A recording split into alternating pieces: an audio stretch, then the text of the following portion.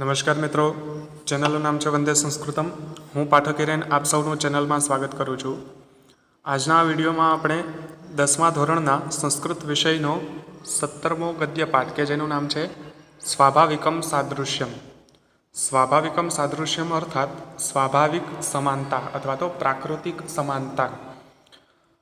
આ પાઠ છે એનો સંદર્ભ પ્રસ્તાવનામાં આપવામાં આવ્યો છે કે આ પાઠ ક્યાંથી લેવામાં આવ્યો છે।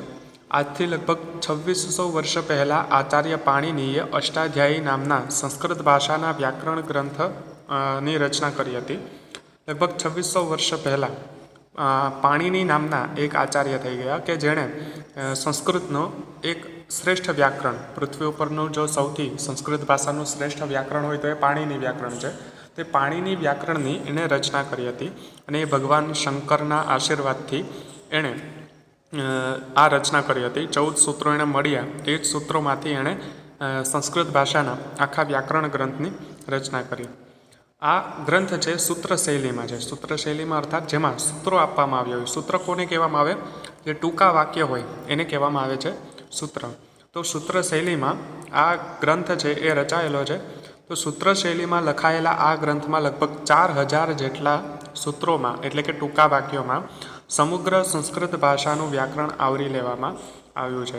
જો ભાષામાં શબ્દ છે પ્રધાન હોય છે અને શબ્દ છે એ ઘણા બધા હોય, એક જ શબ્દના ઘણા બધા અર્થ થતા હોય અથવા તો એક જ અર્થવાળા ઘણા બધા શબ્દો હોય, તો વ્યાકરણનો વિષય છે કે શબ્દો છે એનું વ્યુત્પાદન કરવું, શબ્દોનું સર્જન કરવું અથવા તો શબ્દ કઈ રીતે બને છે એના નિયમો, એના સિદ્ધાંતો નક્કી કરવા।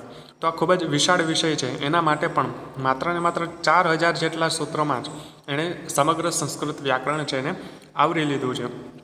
આચાર્ય પાણીની પછી અંદાજે 100-150 વર્ષ પછી થયેલા મનાતા એવા આચાર્ય કાત્યાયને આ સૂત્રો પર વાર્તિકો રચ્યા છે।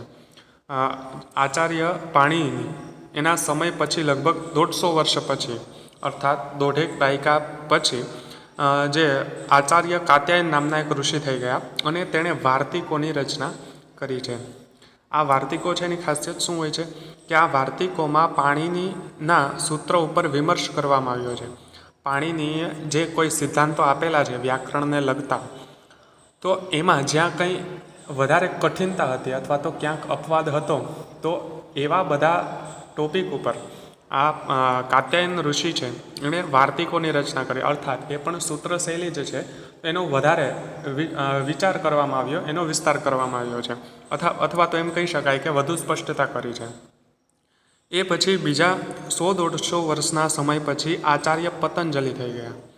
જ્યારે કાત્યાયન પછીના 150 વર્ષ પછી, એટલે આમ જો પાણીનીના સમયથી આપણે જોઈએ તો આચાર્ય પતંજલિ છે એ પાણીની પછી લગભગ 300 વર્ષ પછી થઈ ગયા।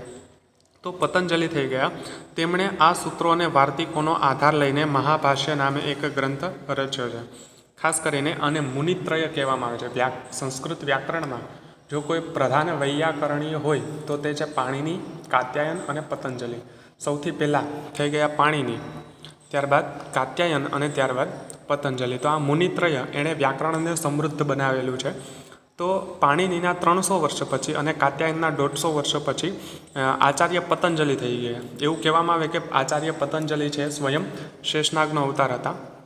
તો તેમણે જે આ વાર્તિક સૂત્રો છે એનો આધાર લઈ અને પાણીની વ્યાકરણને ધ્યાનમાં રાખી અને એક મહાભાષ્ય નામનો ગ્રંથ લખ્યો। આ મહાભાષ્યનો ગ્રંથ છે એમાં શું છે કે એનો વધારે વિચાર વિસ્તાર કરવામાં આવ્યો છે, જે કોઈ પણ વ્યાકરણના સિદ્ધાંતો છે તેનું। તો આ મહાભાષ્યમાંથી પ્રસ્તુત પાઠનો વિષય વસ્તુ પસંદ કરવામાં આવ્યું છે। આપણે જે આ પાઠ અહીં અભ્યાસ માટે આપેલો છે એ પાઠ વ્યાકરણ મહાભાષ્યમાંથી લેવામાં આવ્યો છે। હવે વ્યાકરણના વિષયમાંથી આ પાઠ લેવામાં આવ્યો છે, છતાં પણ વ્યાકરણને લગતા કોઈ સિદ્ધાંતો અહીં દર્શાવેલા નથી। એક સ્વાભાવિક સિદ્ધાંત કે જે સમગ્ર સૃષ્ટિમાં લાગુ પડે છે એવા સિદ્ધાંતોની અહીં વાત કરવામાં આવી છે। આચાર્ય પતંજલિનો આ મહાભાષ્ય નામે જાણીતો ગ્રંથ વ્યાકરણ શાસ્ત્રનો ગ્રંથ છે, અર્થાત અહીં વ્યાકરણનો વિચાર કરવામાં આવ્યો છે। છતાં તેમાં અમુક પ્રસંગો દરમિયાન સામાજિક, રાજનૈતિક, આર્થિક, વિજ્ઞાનના તથા ખગોળ ભૂગોળ જેવા વિવિધ ભૌતિક વિજ્ઞાનના કેટલાક સિદ્ધાંતો પણ ઉલ્લેખો પ્રાપ્ત થાય છે। માત્ર વ્યાકરણનો ગ્રંથ છે તો વ્યાકરણનું જ જ્ઞાન દર્શાવ્યું છે એવું નથી, પણ એ સિવાય અન્ય વિષયોનું જેવી રીતે સામાજિક, રાજનૈતિક, આર્થિક, વિજ્ઞાનને લગતા ખગોળ હોય, ભૂગોળ હોય કે ભૌતિક વિજ્ઞાન હોય, તો એના અમુક સિદ્ધાંતોનો અહીં ઉલ્લેખ કરવામાં આવ્યો છે. આ ઉલ્લેખો તે જમાનામાં પ્રચલિત જ્ઞાન વિજ્ઞાનના વિસ્તારને સૂચવે છે. તો આ ઉલ્લેખો ઉપરથી આપણે એટલું અનુમાન કરી શકીએ કે એ સમયે પણ વિજ્ઞાન છે એનો કેટલો વિસ્તાર થયેલો હતો. ખરેખર વૈજ્ઞાનિકોએ જે શોધ કરી છે, આપણે અમુક વૈજ્ઞાનિકોના નામ ઓળખીએ છીએ કે આ જે કોઈ પણ ઉપકરણ છે એની શોધ આ કે આ વૈજ્ઞાનિકે કરી, પણ આપણા ઋષિમુનિઓએ પહેલેથી જ એ બાબતનો વિચાર કરેલો હતો. પહેલાંના અત્યારના સમયમાં યુદ્ધ માટે જે કોઈ મિસાઇલ વગેરે શસ્ત્રો વાપરવામાં આવે છે, તો પહેલાંના સમયમાં પણ એ શસ્ત્રો હતા જ, પણ એનું કંઈક અલગ નામ હતું. એક માત્ર નાના એવા તીરથી એવું કામ લઈ લેવામાં આવતું હતું, જેવું કામ અત્યારે મિસાઇલ આપી રહી છે. પહેલાંના સમયમાં બ્રહ્માસ્ત્ર, પાશુપતાસ્ત્ર વગેરે જે અસ્ત્રો છે એ અત્યારની મિસાઇલ કરતાં પણ વધારે પ્રભાવશાળી હતા, વધારે પ્રબળ હતા. ત્યારબાદ એવા બીજા ઉપકરણો પણ છે કે જેની ઋષિમુનિઓએ શોધ કરી હતી, પણ આપણે જે સંસ્કૃતિ છે એ આપણે પૂરી સમજી નથી શક્યા, અથવા તો એ જ્ઞાન છે આપણા સુધી પહોંચી નથી શક્યું. એના કારણે જ્ઞાનનો અભાવ છે. તો એ સમયે વિજ્ઞાન છે કેટલું વિસ્તાર પામી ચૂક્યું હતું એ બાબતનો આ ઉલ્લેખો દ્વારા ખ્યાલ આવે છે. અહીં જે વ્યાકરણ મહાભાષ્યમાં એક સૂત્ર આપેલું છે સ્થાનેન્તરતમઃ, અહીં એનો સંદર્ભ પણ આપેલો છે કે પાણીની ઋષિએ જે કોઈ પણ અષ્ટાધ્યાયીની રચના કરી છે. અષ્ટાધ્યાયી એ પાણીનીના વ્યાકરણ ગ્રંથનું નામ છે. એમાં જે સૂત્રો છે એને 8 વિભાગમાં વહેંચવામાં આવ્યા છે, જેને અધ્યાય તરીકે ઓળખવામાં આવે છે. તો 8 અધ્યાય છે, અર્થાત 8 વિભાગ છે. તો એમાં પાણીની અષ્ટાધ્યાય અનુસાર સ્થાનેન્તરતમઃ સૂત્ર છે એ ક્યાં આવેલું છે? 1.1.49 આ ક્રમ દર્શાવેલો છે. પહેલા અધ્યાયના પહેલા ચરણમાં 49મું આ સૂત્ર છે. તો આ સૂત્રમાં પાણીનીના સૂત્ર ઉપરની ચર્ચા દરમિયાન માનવ દ્વારા કરવામાં આવતા પરસ્પર વ્યવહારોનો, ગુરુત્વાકર્ષણનો અને પૃથ્વીના અગ્નિનો સૂર્યની સાથે જે સંબંધ છે તેની સ્વીકૃતિ આપતા સિદ્ધાંતોનું જે રીતે સૂચન થયું છે તે પ્રસ્તુત પાઠમાં દર્શાવવામાં આવ્યું છે.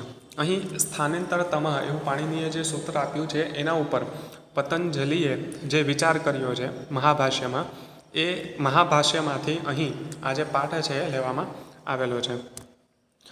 ભાષાના વ્યાકરણનો વિચાર કરનાર ગ્રંથમાં વિવિધ શાસ્ત્રોને લગતી વાતોનો સંગ્રહ કરવાની આ રીત વિવિધ શાસ્ત્રોમાં પારંગત થવાની પ્રેરણા પૂરી પાડે છે.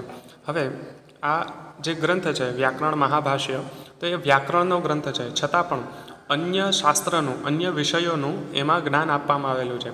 તો એક વ્યાકરણના ગ્રંથમાં બીજા વિષયનું જ્ઞાન પણ સમાવિષ્ટ કરવામાં આવે તો એના ઉપરથી આપણે એવો બોધ લઈ શકીએ છીએ, એવી પ્રેરણા લઈ શકીએ છીએ કે કોઈપણ વ્યક્તિ માત્ર એક જ વિષયમાં પારંગત હોવો એ આવશ્યક નથી. એને બીજા વિષયોનું પણ સામાન્ય જ્ઞાન હોવું જોઈએ. કોઈ એક શાસ્ત્રના વિદ્યાર્થી હોવા છતાં વિવિધ શાસ્ત્રોના સિદ્ધાંતોની જાણકારી વિદ્યાર્થીને હોવી ઘટે, અર્થાત હોવી જોઈએ. તો કોઈ એક જ વિષય આપણે જ્યારે શીખીએ છીએ તો એ વિષયમાં પારંગત થાય એ તો સારી વાત છે, પણ એના સિવાય જે અન્ય વિષયો છે એ વિષયોનું જ્ઞાન પણ આપણામાં હોવું જોઈએ. એ કૌશલ્ય કેળવવાની પ્રેરણા મળે એ માટે આ પાઠ અહીં પસંદ કરવામાં આવ્યો છે. તો હવે પાઠની શરૂઆત કરીએ. સંસારે વિવિધા પદાર્થા સંતિ. સંસારે અર્થાત આ સંસારમાં, આ પૃથ્વી ઉપર, વિવિધા અર્થાત વિવિધ, અલગ અલગ, પદાર્થા એટલે કે પદાર્થો, વસ્તુઓ, અને સંતિ અર્થાત છે. આ સંસારમાં વિવિધ પદાર્થો છે, અલગ અલગ વસ્તુઓ છે. આપણે જ્યાં જોઈએ ત્યાં, આપણી નજર જ્યાં પહોંચે ત્યાં અલગ અલગ પદાર્થો આપણે જોઈ શકીએ છીએ, અલગ અલગ વસ્તુઓ આપણે જોઈ શકીએ છીએ. તદ્યથા એટલે કે જેમ કે કેવી વસ્તુઓ આપણે રોજ જોઈએ છે એની અહીં ઉદાહરણ આપે છે. સ્વર્ણ લોહાદયો ધાતવઃ. સ્વર્ણ અર્થાત સોનું, અને લોહાદયો સંધિ છૂટી પાડશું ત્યારે લોહ પ્લસ આદય, લોહ અર્થાત લોઢું અને આદય અર્થાત વગેરે. તો સ્વર્ણ અને લોહ છે અહીંયા દ્વંદ્વ સમાસ થશે. તો સોનું, લોખંડ વગેરે, આદય અર્થાત વગેરે, ધાતવ અર્થાત ધાતુઓ. તો આ સૃષ્ટિ ઉપર ધાતુઓ પણ છે, જેવી રીતે સોનું છે, લોખંડ છે, બીજી ઘણી ધાતુઓ પણ છે, પણ અહીં ઉદાહરણ તરીકે માત્ર સોનું અને લોખંડ એવા 2 નામ આપ્યા છે. ત્યારબાદ આપણે વૃક્ષો પણ જોઈ શકીએ છીએ. કેવા વૃક્ષો છે? વટ ખદીરાદયો. વટ અર્થાત વડ અને ખદીર અર્થાત ખેર. અને આદય અર્થાત વગેરે, તો વડ અને ખેર વગેરે વૃક્ષો. ગો ઘોટકાદય પશવઃ ચ. પશવ અર્થાત પશુઓ. કેવા પશુઓ? ગો ઘોટક આદય. ગો અર્થાત ગાય, ઘોટક અર્થાત ઘોડો અને આદય અર્થાત વગેરે, તો ગાય, ઘોડો વગેરે પશુઓ પણ આપણે જોઈ શકીએ છીએ.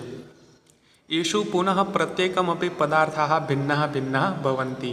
ઈશુ અર્થાત આમાં, પુનઃ અર્થાત વળી, આમાં પણ વળી, પ્રત્યેકમ અપી સંધિ છૂટી પાડશું ત્યારે પ્રત્યેકમ પ્લસ અપી, પ્રત્યેકમ અપી અર્થાત દરેક, પદાર્થાઃ એટલે કે પદાર્થો, વસ્તુઓ, ભિન્નાઃ ભિન્નાઃ ભવન્તિ, ભિન્નાઃ ભિન્નાઃ અર્થાત અલગ અલગ, વિવિધ, ભવંતી અર્થાત હોય છે.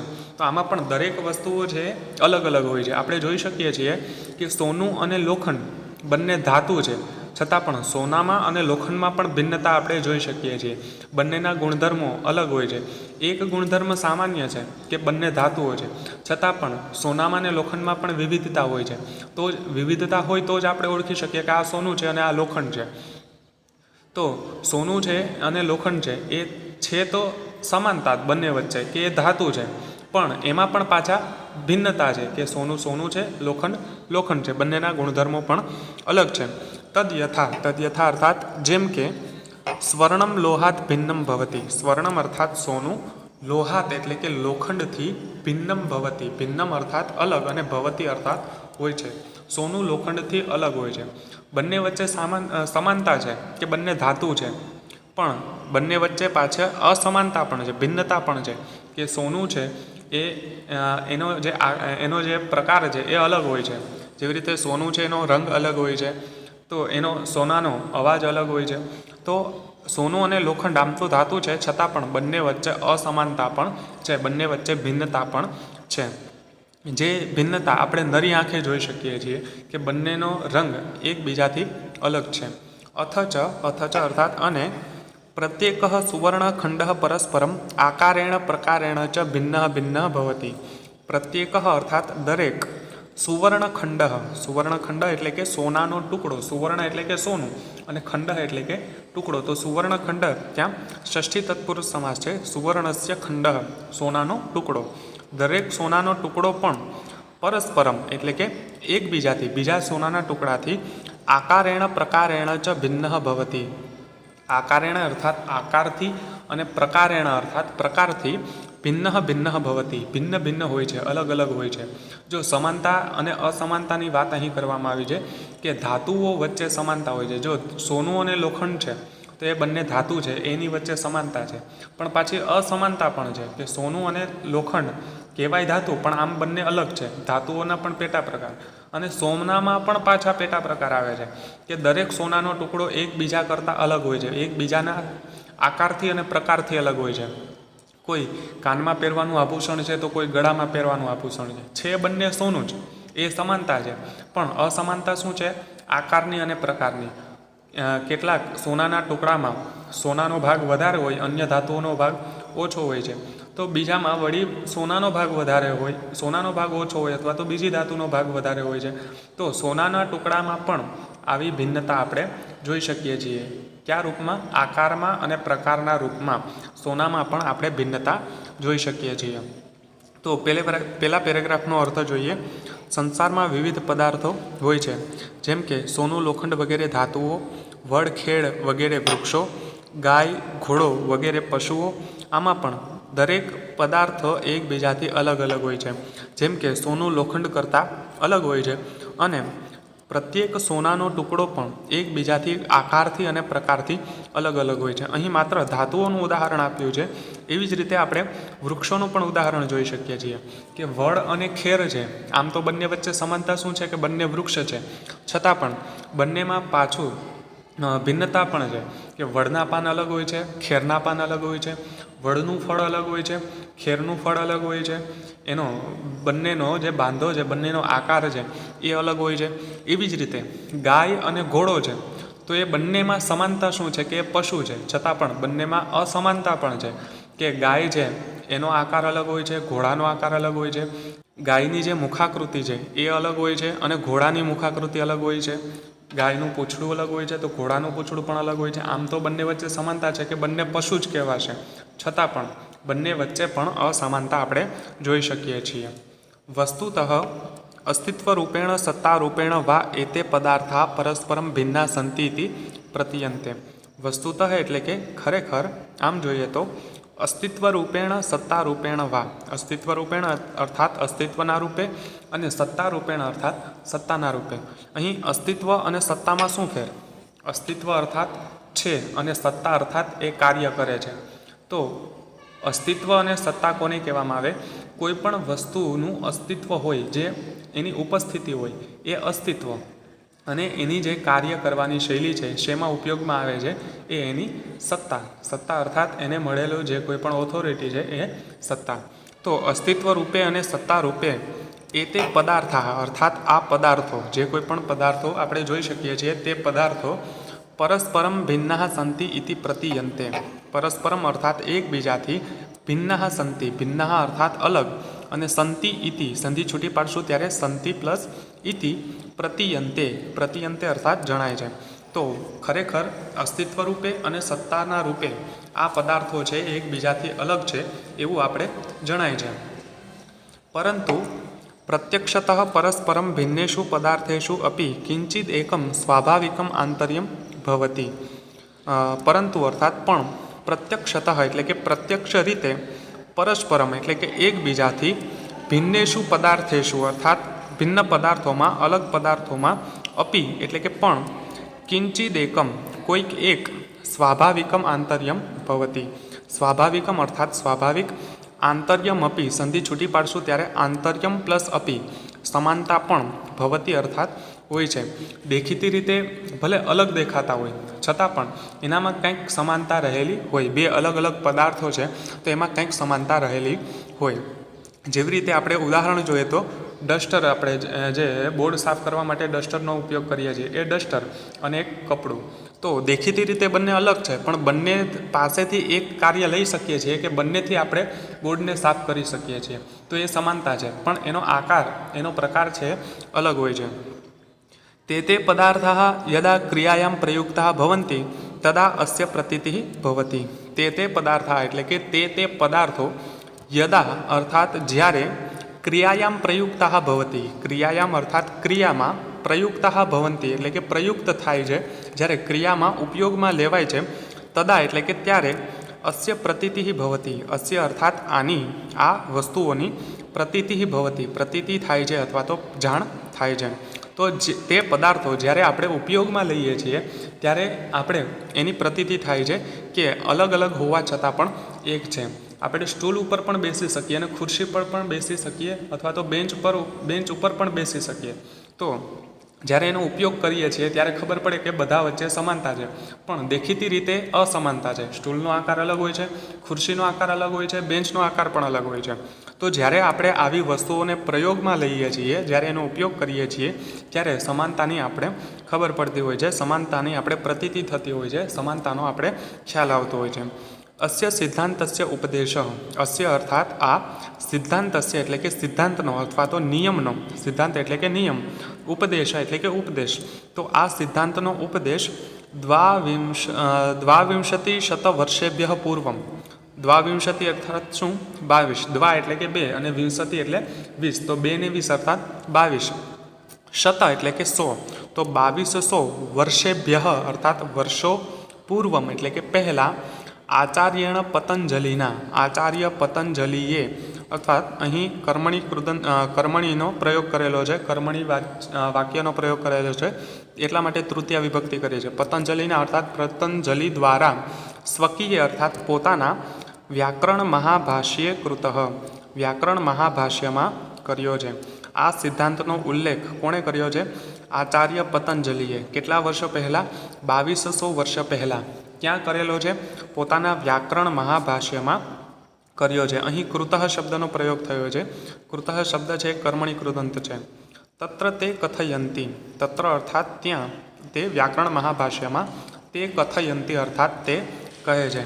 आ बीजा पेरेग्राफनो संपूर्ण अर्थ आपणे जोईए तो खरेखर अस्तित्व रूपे अने सत्ताना रूपे आ पदार्थो एकबीजाथी अलग होय छे एवुं जणाय छे पण प्रत्यक्ष रीते एकबीजाथी अलग पदार्थोमां पण कंईक एक स्वाभाविक समानता होय छे તે પદાર્થો જ્યારે ક્રિયામાં પ્રયોજાય છે ત્યારે તેની પ્રતીતિ થતી હોય છે.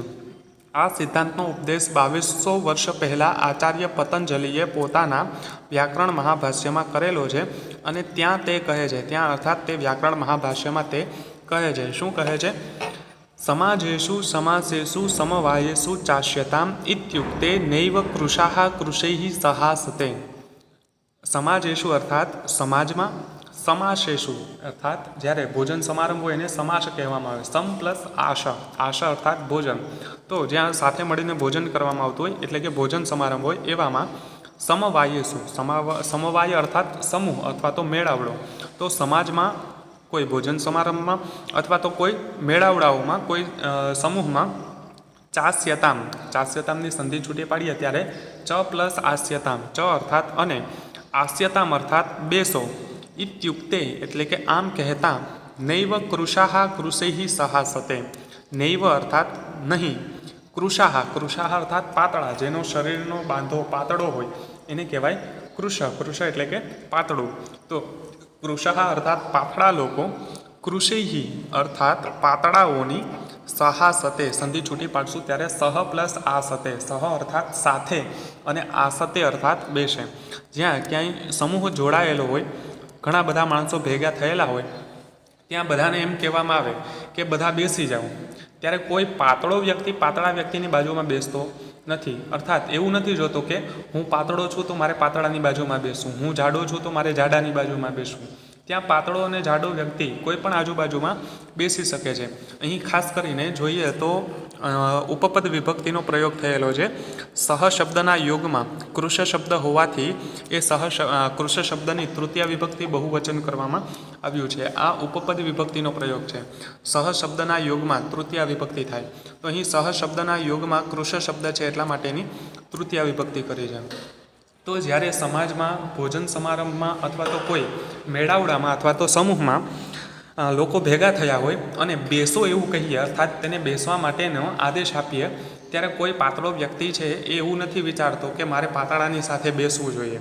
સમાનતા છે એની, પાતળાની સાથે એની સમાનતા છે કે આ વ્યક્તિ પણ પાતળો છે અને પેલો વ્યક્તિ પણ પાતળો છે. પણ આ સમાનતાને ધ્યાનમાં રાખીને એ લોકો બાજુમાં બેસતા નથી. ન પાંડવ પાંડુભી, પાંડવ અર્થાત ગોરા. તો ગોરા વ્યક્તિઓ છે ગોરાની સાથે નથી બેસતા. જે સફેદ લોકો છે, જેની ત્વચા સફેદ રંગની છે, એ લોકો એની સફેદની બાજુમાં બેસતા નથી. યેશામેવ અર્થાત જેઓનું કિંચિત એટલે કે કંઈક અર્થકૃતમ આંતર્યમ, અર્થકૃતમ અર્થાત અર્થકારી અથવા તો પ્રયોજનકારી, આંતર્યમ અર્થાત સમાનતા, તૈરેવની સંધિ છૂટી પાડશો ત્યારે તૈહી પ્લસ એવ, તૈહી એટલે કે તેઓની, એવ એટલે કે જ, સહાસતે સંધિ છૂટી પાડીએ ત્યારે સહ પ્લસ આસતે, સહ અર્થાત સાથે અને આસતે અર્થાત બેસે છે. જેઓની વચ્ચે કંઈક અર્થકારી સાદૃશ્ય હોય, કંઈક લાગતું વળગતું હોય એવા લોકો જ એકબીજાની સાથે બેસતા હોય છે. અર્થાત એટલે કે મતલબ કે સામાજિક વ્યવહારે એટલે કે સામાજિક વ્યવહારમાં ભોજનાર્થમ, ભોજન પ્લસ અર્થમ, અર્થમ એટલે કે માટે, તો ભોજનાર્થમ અર્થાત ભોજન માટે નિમંત્રિતા એટલે કે નિમંત્રણ અપાયેલા, બોલાવાયેલા, જનાહ અર્થાત લોકો, આકારતઃ પ્રકારતશ્ચ ભિન્ના ભવંતી.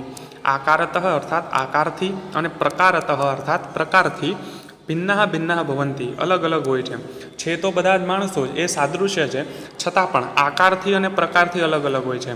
આકારમાં અહીં શું લઈ શકીએ છીએ કે એનો દેખાવ, અને પ્રકારમાં શું લઈ શકીએ છીએ એનો સ્વભાવ. તો આકારથી અને પ્રકારથી અલગ હોય છે.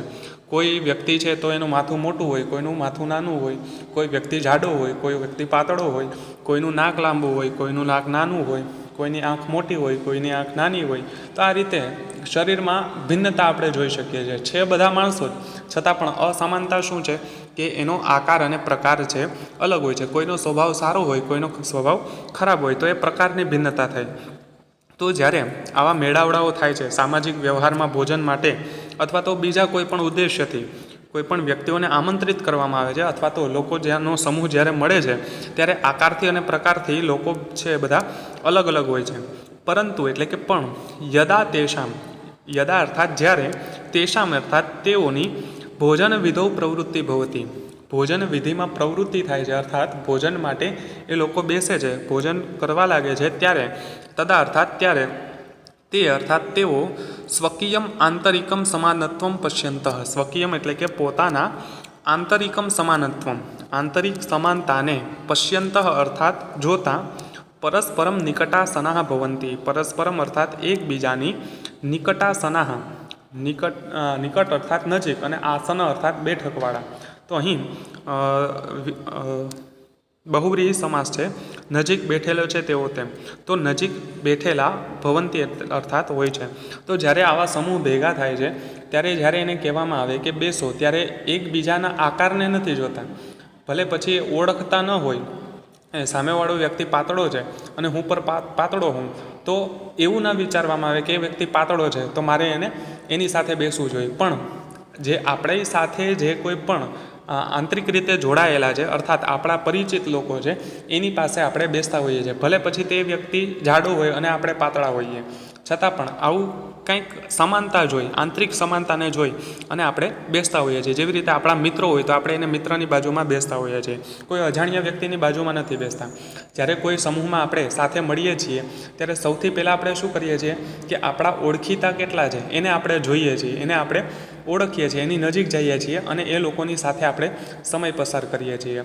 તો આંતરિક સમાનતાની શોધ કરીએ છીએ, અર્થાત જે વ્યક્તિ સાથે આપણી કંઈક આંતરિક સમાનતા હોય, અથવા તો આપણા પાર્ટનર હોય, આપણા કોઈ ફેમિલી મેમ્બર હોય, અથવા તો આપણા મિત્ર હોય, આપણા ઓળખીતા હોય, તો આપણે એની નજીક બેસતા હોઈએ છીએ.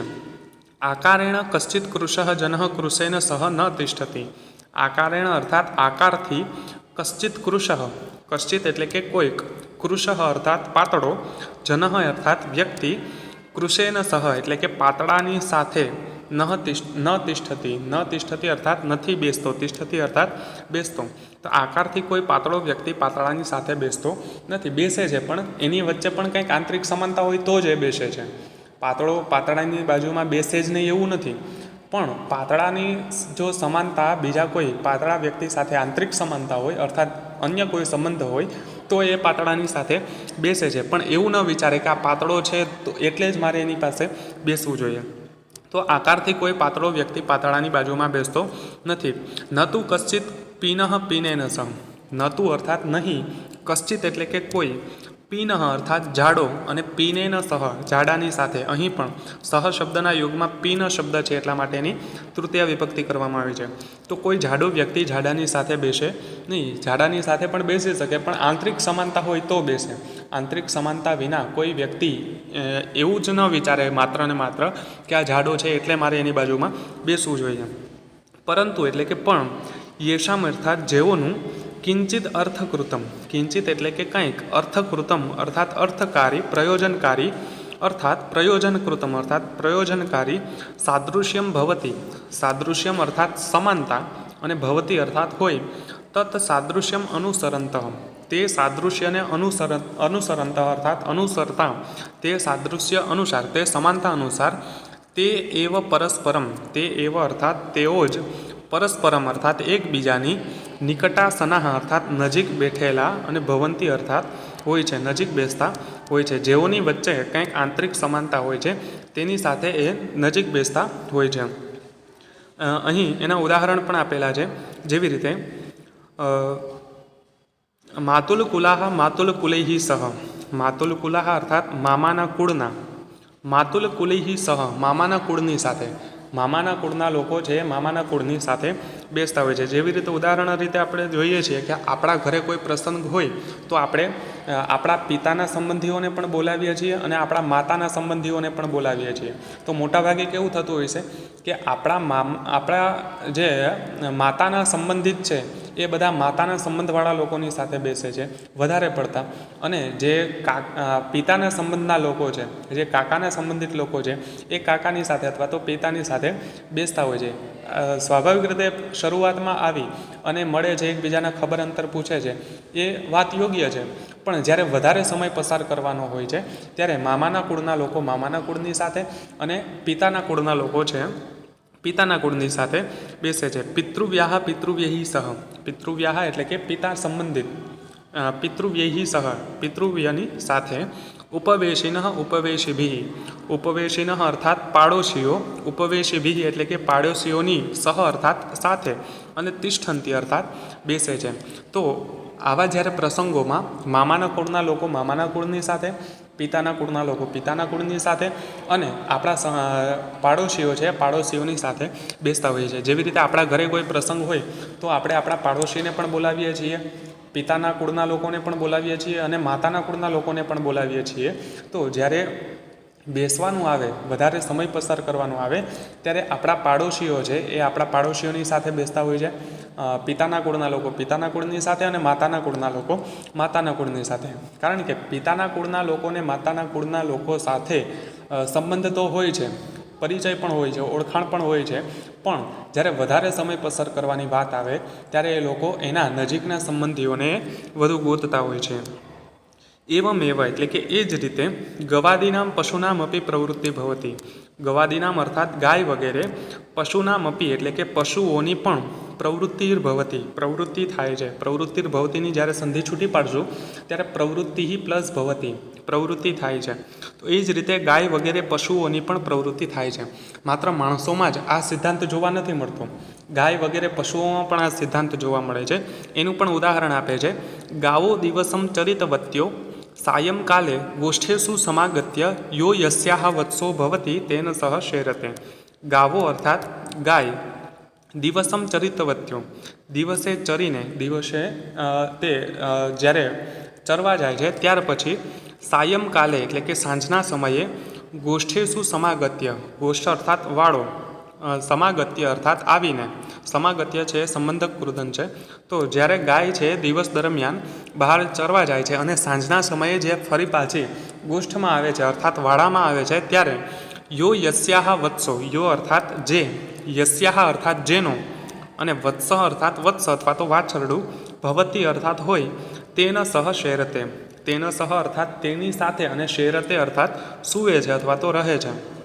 તો ગાય દિવસ દરમિયાન જ્યાં ક્યાંય પણ ચરવા જાય, પણ સાંજે જ્યારે પાછે આવે ત્યારે એક વાડામાં આવી અને સૌથી પહેલાં પોતાના વાછરડાની નજીક જઈને બેસે છે અથવા તો રાત્રિના સમયે એ તેના વાછરડાની સાથે સૂવે છે. તો એ શું છે? એનું આંતરિક સંબંધ છે, આંતરિક સમાનત્વ છે. ગવાદીનામેવ અચેતનેષુ અપી પદાર્થેષુ નિયમોયમ દૃશ્યતે. હવે માત્ર માણસોમાં અને પશુઓમાં જ નહીં, જે અચેતન પદાર્થો છે, નિર્જીવ પદાર્થો છે, એમાં પણ આ નિયમ જોવા મળે છે.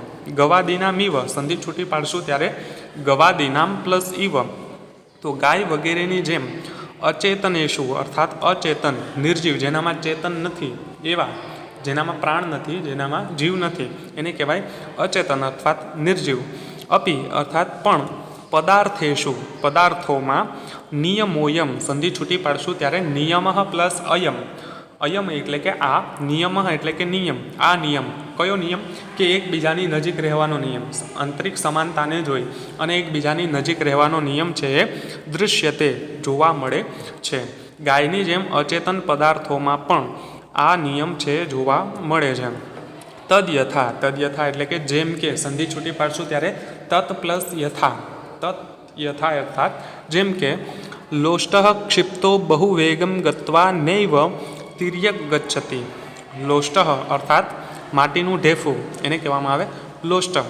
તો લોષ્ટઃ અર્થાત માટીનું ઢેફું, ક્ષિપ્ત એટલે કે ફેંકવાથી, જ્યારે માટીના ઢેફાનો આપણે ઘા કરીએ છીએ ત્યારે બહુ વેગમ ગત્વા ખૂબ જ વેગપૂર્વક જઈને, ખૂબ જ ગતિથી જઈને, જ્યારે આપણે જોરપૂર્વક એનો ઘા કરીએ છીએ તે ખૂબ જ વેગથી જાય છે, ત્યારે નૈવ તિર્યક ગચ્છતિ, નૈવ અર્થાત નહીં, તિર્યક અર્થાત ત્રાસું, અને ગચ્છતિ અર્થાત જાય. ત્રાસું જતું નથી, અર્થાત આપણે સીધી દિશામાં જ્યારે એનો પ્રહાર કરીએ છીએ, જ્યારે એનો થ્રો કરીએ છીએ ત્યારે ડાબી બાજુ કે જમણી બાજુ એ ફંટાતું નથી, એ સીધું જાય છે, ત્રાસું જતું નથી. નોર્ધ્વમ આરોહતી, સંધિ છૂટી પાડશું ત્યારે ન ઉર્ધ્વમ આરોહતી, ન અર્થાત નહીં, ઉર્ધ્વમ એટલે કે ઉપર, અને આરોહતી અર્થાત ચડતું, ઉપર ચડતું નથી અથવા તો ઉપર જતું નથી. આપણે સીધી દિશામાં એનો ઘા કરેલો હોય તો એ સીધું જ જશે, ઉપરની તરફ જશે નહીં. એવું નથી કે આપણે થોડોક એવો ઘા કરેલો છે તો આકાશમાં એ ચાલ્યું ગયું, થોડો સમય જ્યાં સુધી એનો વેગ છે ત્યાં સુધી જશે, પણ એ આકાશમાં જ રહે છે એવું શક્ય નથી. તો જ્યારે આપણે કોઈ પણ માટીના ઢેફાને વેગપૂર્વક થ્રો કરીએ છીએ ત્યારે ત્રાસું પણ જતું નથી અને ઉપર પણ જતું નથી. અહીં ઘણાને એવો પ્રશ્ન થાય કે ઉપર ઘા કરીએ તો ઉપર તો જાય છે, તો એ ઉપર જશે પણ જ્યાં સુધી એનામાં વેગ હશે ત્યાં સુધી ઉપર જશે. અંતે તો ક્યાં આવવાનું છે? ફરી પાછું એ જમીન ઉપર જ આવવાનું છે. શા માટે જમીન ઉપર આવે છે એનું કારણ અહીં દર્શાવે છે. સહ અર્થાત તે માટીનું ઢેફું પૃથિવ્યાહ વિકાર વર્તતે. પૃથિવ્યાહ અર્થાત પૃથ્વીનો વિકાર વર્તતે એટલે કે વિકાર છે અથવા તો એક નાનકડો ભાગ છે, પૃથ્વીમાંથી અલગ થયેલું છે, જમીનમાંથી અલગ થયેલું છે. ઇતિ કૃત્વા આમ કરીને, કૃત્વા સંબંધક કૃદન છે, અથવા તો આમ થવાથી અથવા તો આમ હોવાથી પૃથ્વીમેવ આગચ્છતિ પૃથ્વી ઉપર જ આવે છે. તો અહીં આ ગુરુત્વાકર્ષણના નિયમનો સિદ્ધાંત આપેલો છે કે માટીના ઢેફાનો જ્યારે આપણે ઘા કરીએ છીએ તો પૃથ્વી ઉપર જ શા માટે આવે છે? કારણ કે એને ગુરુત્વાકર્ષણ બળ આકર્ષે છે. તો ગુરુત્વાકર્ષણ બળને અહીં બીજી પદ્ધતિથી, બીજી રીતથી સમજાવ્યું છે કે માટીનો વિકાર છે એટલા માટે માટીની સાથે જ મળી જશે. માટીનું ઢેફું છે તો એ જમીનનો વિકાર છે, તો એ ઢેફાનો આપણે ઘા કરીશું તો એમાં સ્થાનાંતર થશે, પણ એ ફરી પાછું ક્યાં આવવાનું છે? એ પૃથ્વી ઉપર જ આવવાનું છે, કારણ કે એ પૃથ્વીનો વિકાર છે. સાદૃશ્યત્વાત આવું શાના કારણે થયું? સાદૃશ્યત્વાત સમાનતાના કારણે. સાદૃશ્ય અર્થાત સમાનતા, તો સમાનતાના કારણે આવું થાય છે. તથા એ જ રીતે બીજું ઉદાહરણ આપે છે. જ્યોતિષો વિકાર અર્ચિ આકાશ દેશે નિવાતે સુપ્રજ્વલિતમ નૈવ તિર્યક ગચ્છતિ નાવર્ગારોહતિ. જ્યોતિષો વિકાર, જ્યોતિ અર્થાત પ્રકાશ, તો જ્યોતિષ અર્થાત પ્રકાશનો વિકાર એટલે કે વિકાર, પ્રકાશનો વિકાર. શું છે પ્રકાશનો વિકાર? અર્ચી એટલે કે કિરણ, પ્રકાશનું કિરણ. તો કિરણ છે શું છે? પ્રકાશનો એક નાનકડો ભાગ છે. જેવી રીતે માટીનું ઢેફું જમીનનો એક ભાગ છે, એવી જ રીતે કિરણ છે એ પ્રકાશનો એક ભાગ છે. તો એ કિરણ જ્યારે આકાશ દેશે અર્થાત આકાશ પ્રદેશમાં, આકાશ કોને કહેવામાં આવે? કે જ્યાં પૃથ્વી અપ તેજ અને વાયુનો અભાવ હોય એને કહેવામાં આવે આકાશ. તો આકાશ દેશમાં અર્થાત જ્યાં કંઈ ન હોય એવા સ્થળે નિવાતે વાતરહિત અવસ્થા, નિર્વાત, વાત અર્થાત વાયુ અને નિવાત અર્થાત જ્યાં વાયુ નથી એવા પ્રદેશમાં સુપ્રજ્વલિતમ પ્રજ્વલિત થઈને, ખૂબ જ પ્રકાશિત થઈને નૈવ તિર્યક ગચ્છતિ, નૈવ અર્થાત નથી, તિર્યક એટલે કે ત્રાસું અને ગચ્છતિ અર્થાત જતું. જ્યાં હવા નથી એવા સમયે પ્રકાશનું જે કિરણ છે એ ત્રાસું જતું નથી. ન અવર્ગ આરોહતી, ન અર્થાત નથી, અવર્ગ આરોહતી નીચેની તરફ જતું. પ્રકાશનું કિરણ છે એની જે જ્યોત છે એ ત્રાસી પણ નથી જતી અને નીચે પણ નથી જતી. આપણે ખ્યાલ છે કે જ્યારે આપણે અગ્નિ પ્રજ્વલિત કરીએ છીએ ત્યારે એ ઉપરની તરફ જ જાય છે, ક્યાંય ત્રાસી પણ નથી જતી અને નીચે પણ નથી જતી. આપણે કોઈ પણ લાકડું લઈએ, સૂકું લાકડું લઈએ, એને જ્યારે સળગાવીએ છીએ તો એમાં જે જ્યોત પ્રગટે છે, તો એ લાકડાને જ્યારે આપણે ઊંધું કરી દઈશું છતાં પણ એ જ્યોત છે ઉપરની તરફ જશે. લાકડું ઊંધું થવાથી એની જ્યોત ઉલટી નહીં થઈ જાય. એ જ રીતે મીણબત્તી છે, તો મીણબત્તીને જ્યારે પ્રગટાવીએ છીએ તો જ્યારે મીણબત્તીને ઊંધી કરી દેશું તો એની જ્યોત છે નીચેની તરફ નહીં જાય, એની જ્યોત છે એ ઉપરની તરફ જ જશે. શું કામમાં? એ સૂર્યનો વિકાર છે. સૂર્ય એ પ્રકાશનો સ્ત્રોત છે, સૂર્યનો વિકાર છે, તો એ સૂર્ય તરફ અર્થાત પ્રકાશ તરફ જ જશે. એ વાતને અહીં સમજાવે છે. જ્યોતિષો વિકાર જ્યોતિરેવ ગચ્છતિ આંતર્યતઃ. જ્યોતિષ અર્થાત પ્રકાશનો વિકાર એટલે કે વિકાર, પ્રકાશનો વિકાર. શું છે પ્રકાશનો વિકાર? કિરણ. જ્યોતિરેવ એટલે કે પ્રકાશમાં જ, ગચ્છતિ અર્થાત જાય છે, આંતર્યતઃ અર્થાત સ્વભાવતાના સમાનતાના કારણે. ગચ્છત્યાંતર્યતઃ સંધિ છૂટી પાડશું ત્યારે ગચ્છતિ પ્લસ આંતર્યતઃ, ગચ્છતિ અર્થાત જાય છે અને આંતર્યતઃ અર્થાત સમાનતાના કારણે. તો પ્રકાશનો વિકાર છે પ્રકાશની સાથે જાય છે અને માટીનો વિકાર છે માટીની સાથે જાય છે. તો અહીં પૃથ્વીનો જે માટીનું ઢેફું છે એનો પૃથ્વીની સાથે ગુરુત્વાકર્ષણનો સંબંધ દર્શાવેલો છે અને એ જ રીતે પૃથ્વી ઉપરનો જે અગ્નિ છે એનો સૂર્યની સાથે સાદૃશ્યનો સંબંધ દર્શાવેલો છે. એવમ અત્ર સંધિ છૂટી પાડશું ત્યારે એવમ પ્લસ અત્ર, એવમ અર્થાત આ રીતે, અત્ર એટલે કે અહીં, મહાભાષ્યકારાહ એટલે કે મહાભાષ્યકાર. કોણ છે મહાભાષ્યકાર? આચાર્ય પતંજલિ. તો આ ત્રણેય જે મહાન ઋષિઓ છે, વૈયાકરણો છે, એના નામ અને એના ગ્રંથ ખાસ કરીને તમારે યાદ રાખવાના છે. પરીક્ષામાં એવો પ્રશ્ન પૂછાય કર્તા અને કૃતિનો, કે કર્તા કોણ છે અને એની કૃતિ કઈ છે, અર્થાત લેખક કોણ છે અને એનું પુસ્તક કયું છે. તો પતંજલિએ શેની રચના કરેલી છે? વ્યાકરણ મહાભાષ્યની. કાત્યાયને શેની રચના કરેલી છે? વાર્તિક સૂત્રોની. અને પાણિનીએ શેની રચના કરેલી છે? અષ્ટાધ્યાયી વ્યાકરણના સૂત્રોની, અર્થાત અષ્ટાધ્યાયી એના ગ્રંથનું નામ છે. તો અષ્ટાધ્યાયની એણે પાણિનીએ રચના કરેલી છે. તો અહીં કહેવામાં શું આવ્યું છે? મહાભાષ્યકાર. મહાભાષ્યકાર કોણ છે? મહાભાષ્યની રચના કોણે કરી છે? આચાર્ય પતંજલિએ. તો આ જ રીતે અહીં મહાભાષ્યકાર અર્થાત મહાભાષ્યકાર એવા પતંજલિ માનવીયમ અર્થાત માનવીય વ્યાવહારિકમ એટલે કે વ્યાવહારિક સિદ્ધાંતમ ઉપદિશતિ. સિદ્ધાંતમ ઉપદિશતિની સંધિ છૂટી પાડશું ત્યારે સિદ્ધાંતમ પ્લસ ઉપદિશતિ. સિદ્ધાંતમ એટલે કે સિદ્ધાંતનો અથવા તો નિયમનો ઉપદિશંતિ અર્થાત ઉપદેશ કરે છે. અહીં ઉપદિશંતિ એવું બહુવચન શા માટે વાપર્યું છે? કારણ કે અહીં મહાભાષ્યકાર પણ બહુવચનમાં છે. તો શું મહાભાષ્યકાર પતંજલિ એક જ હતા? તો અહીં બહુવચન શા માટે આપ્યું છે? કારણ કે સંસ્કૃત ભાષામાં જેને માનપૂર્વક બોલાવવામાં આવે એના માટે બહુવચન વાપરવામાં આવતું હોય છે. મહાભાષ્યકાર પતંજલિ એક જ છે, છતાં પણ એના માટે બહુવચન શા માટે વાપર્યું છે? કારણ કે એને માન દર્શાવવું હોય ત્યારે બહુવચનનો પ્રયોગ થાય. તો મહાભાષ્યકારાહ એ એક વચન હોવા છતાં પણ બહુવચનનો પ્રયોગ થયો છે માન દર્શાવવા માટે. એટલા માટે ઉપદિશંતિ એ પણ બહુવચનમાં મૂકવામાં આવ્યું છે. તો એ જ રીતે મહાભાષ્યકાર અહીં માનવીય વ્યાવહારિક સિદ્ધાંતનો અર્થાત નિયમનો ઉપદેશ કરે છે કે જે લોકો આંતરિક સમાનતાને જોતા હોય એવા જ લોકો એકબીજાની નજીક બેસતા હોય છે, એકબીજાની સાથે રહેતા હોય છે. એવું જ આપણા જીવનમાં પણ થાય છે. પતિ અને પત્ની વચ્ચે જો સમાનતા હોય તો એવું જ જે વિવાહ જીવન છે એ આગળ ચાલતું હોય છે. કદાચ જો સમાનતા ન હોય તો ઘરમાં ઝઘડા થતા હોય છે. એ જ રીતે પરિવારમાં પણ જો વિચારોની સમાનતા હોય તો એ લોકો છે હળીમળીને રહી શકતા હોય છે. પણ વિચારોની વચ્ચે જ્યારે ભિન્નતા આવે છે ત્યારે આ જીવનમાં કાંઈક ને કાંઈક ઝઘડા થતા હોય છે અથવા તો કોઈને કોઈ સમસ્યાઓ આવતી હોય છે. તો આંતરિક જ્યારે કોઈ પણ વ્યક્તિના વિવાહ નક્કી કરવામાં આવે, એનો સંબંધ નક્કી કરવામાં આવે ત્યારે એની એકબીજાની સાથે કુંડલી મેળવવામાં આવતી હોય છે, જન્માક્ષર મેળવવામાં આવતા હોય છે. એ શા માટે? આ સમાનતાને જોવા માટે કે જ્યારે આ સમાનતા હશે, વિચારોની સમાનતા હશે ત્યારે એકબીજાની સાથે હળીમળી શકે, એકબીજાના વિચારોને સમજી શકે, એકબીજાની ભાવનાઓને સમજી શકે, એકબીજાના વ્યક્તિત્વને સમજી શકે. જો આવી સમાનતા હશે તો જ એ એકબીજાની સાથે રહી શકશે. અન્યથા શું થશે? બંનેની વચ્ચે ઝઘડા થશે અથવા તો કોઈ મતભેદ થશે, મનભેદ થશે અને લગ્ન જીવનમાં સમસ્યાઓ આવતી રહેશે. તો આ આંતરિક સમાનતાને જોઈ અને એકબીજાની નજીક રહેતા હોય છે, એકબીજાની સાથે રહેતા હોય છે. તેન સહ અર્થાત તેની સાથે માનવીય વ્યવહારનો તો ઉપદેશ કરે જ છે, પણ એની સાથે તેન સહ અર્થાત તેની સાથે ગુરુત્વાકર્ષણ છે એટલે કે ગુરુત્વાકર્ષણનો સિદ્ધાંત અર્થાત સિદ્ધાંત ગુરુત્વાકર્ષણનો સિદ્ધાંત એણે આપ્યો છે પણ અલગ અર્થમાં આપ્યો છે, કંઈક અલગ રીતથી આપ્યો છે.